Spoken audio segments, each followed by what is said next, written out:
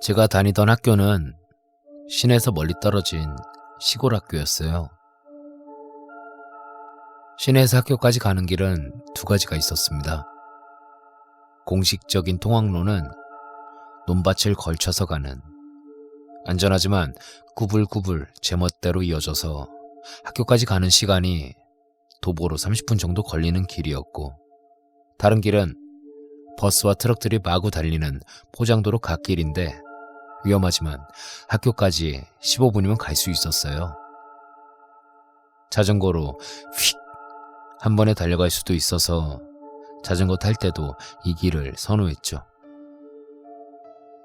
어려서 그랬는지 대부분 겁도 없이 그 위험한 길로 주로 다녔어요.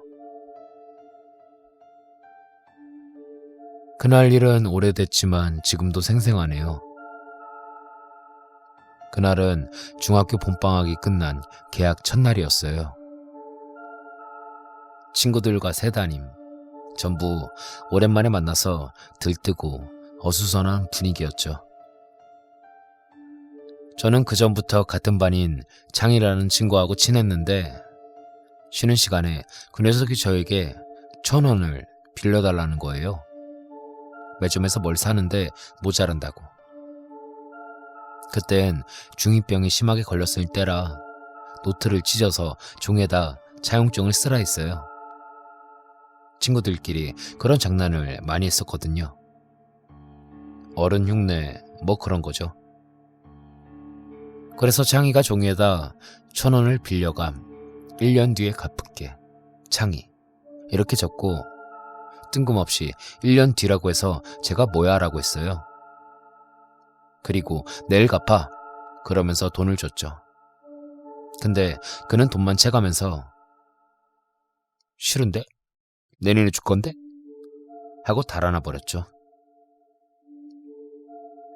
아무튼 첫날이라 수업이 없었고 청소만 하고 일찍 끝나서 저는 친구들하고 버스를 타기 위해 도로 옆에 있는 버스 정류장까지 걸어가고 있었어요. 그리고 그때 창이가 자전거를 타고 우리를 빠르게 지나갔죠. 앞서 말한 그 갓길로 해서 집으로 가려고 했던 거죠. 그리고 몇 초 후에 매우 기분 나쁘게 낮고 묵직하게 쿵 하는 소리를 들었습니다. 저흰 머지하면서 걸어가는데 누군가 외쳤어요. 사고라고. 그래서 후다닥 정류장으로 뛰어가 보니 찌그러진 자전거 한 대가 길에 누워있고 커다란 트럭이 정류장 담벼락을 받고 멈춰 있었어요. 그리고 길바닥엔 피범벅이 된 누군가가 미동도 없이 쓰러져 있었습니다. 그때 정류장에 먼저 서 있던 친구들이 말했어요. 그거 창이라고. 이후에 경찰이 오고 몇 분 뒤에 구급차가 오더니 시신을 구급차에 실었고 길바닥에 머리가 터져서 나온 것들은 봉투에 일일이 주워 담아 치웠습니다. 사고가 나는 걸 직접 본 여학생들도 있었는데 울고불고 난리가 아니더라고요. 그리고 저는 그저 멍했습니다. 슬픈 느낌보다 현실감이 느껴지지 않았죠. 그 사고로 반에 빈 책상이 생겼고 그 위에 꽃을 놔두었습니다. 당시 담임이 초임 발령 여자 선생님이었는데 아침에 조회 시간에 들어와서 그 책상을 보곤 몇 번을 그냥 울고 나갔어요. 정말 반 분위기가 엄청나게 침울했죠. 100일 정도까지 빈자리가 남아 있었던 것 같습니다. 그때의 충격으로 친구들은 얼마간 갓길로 다니는 걸 꺼려했어요. 학교에서도 버스 타는 사람 말고 그 길로 다니지 못하게 하기도 했고요.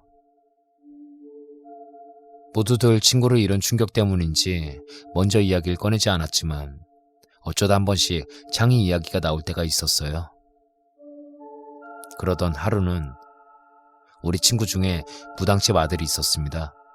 그 녀석이 저에게 그러는 거예요. 야, 너는 창이랑 친했으니까 걔가 한 번은 너 보러 올 수도 있어. 저는 좀 짜증이 나서 예민하게 받아쳤어요. 야, 이 거지 같은 놈아. 왜 기분 나쁘게 그딴 말을 해? 근데 그 말이 은근히 신경이 쓰이더라고요.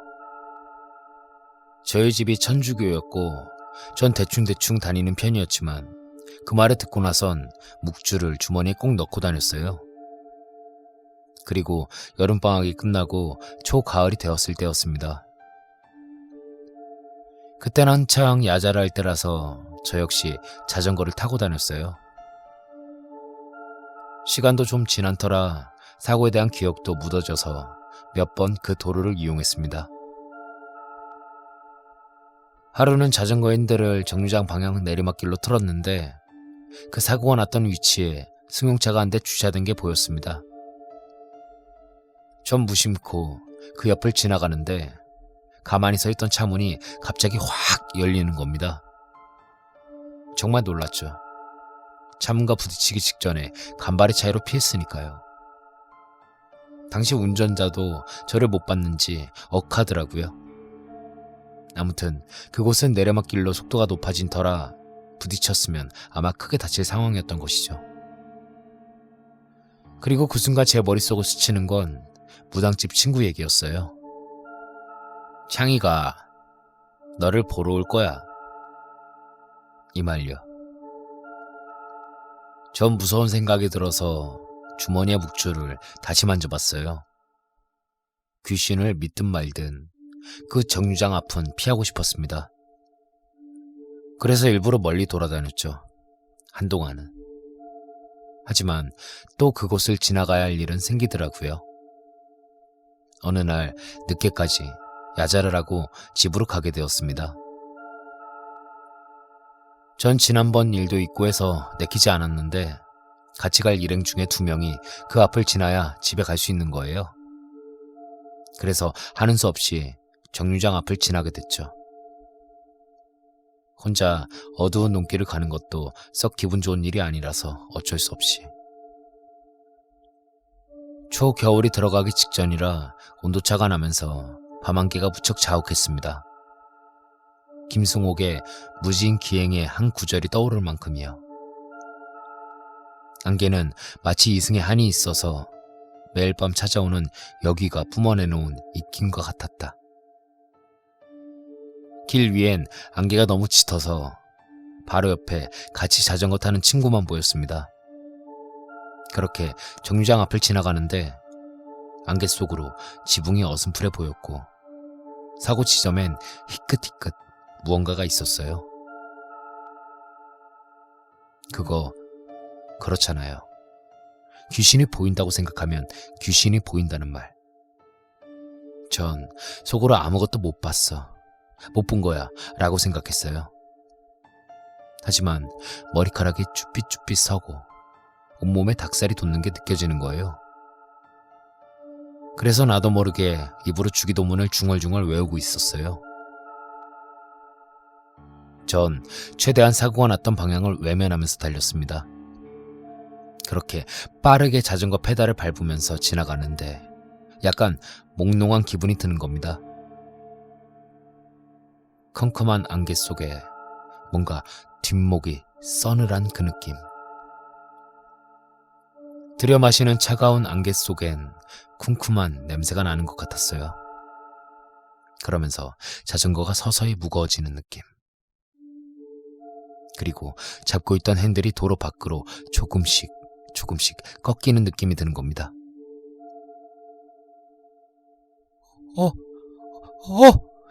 이거 뭐지? 하는 순간, 그때 안개 속에서 갑자기 나타난 자동차가 우리를 발견하고 급하게 크락션을 빵! 울리면서 지나갔어요. 그렇게 정신이 뻗뜩 들면서 자전거가 서서히 가벼워졌어요. 전 미친 듯이 달려서 친구들과 가로등이 켜진 시내에 들어왔고요. 위험했다고 하면서 안개가 낀 날은 절대로 여기 다니면 안 되겠다 했습니다. 전 집까지 가는 길에 그 서늘했던 느낌이 계속 남아서 기도문을 중얼중얼 외우면서 갔어요. 그리고 다시는 그 길로 다니지 않았습니다. 귀신이든 아니든 길 자체가 너무 위험한 것 같아서.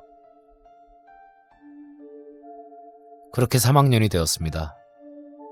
그날도 개학 첫날이라 청소만 하고 친구들과 놀다가 버스 정류장 앞으로 갔어요. 그날은 조금 늦게 가서 그런지 정류장엔 사람이 없었고 썰렁하더군요. 아휴, 벌써 창희가 죽은 지 1년이 됐네. 전 친구 생각하니 착잡했습니다. 그리고 그때 정류장 안에 뭔가가 떨어져 있는 게 보여서 뭐야? 하고 그걸 주워들었을 때 그 순간 말할 수 없는 오싹한 기분. 창희가 죽었던 날 뜬금없이 1년 뒤에 갚겠다던 말이 생각이 났거든요. 왜냐면 제가 주워든 건 1,000원짜리 지폐였어요. 여기까지입니다.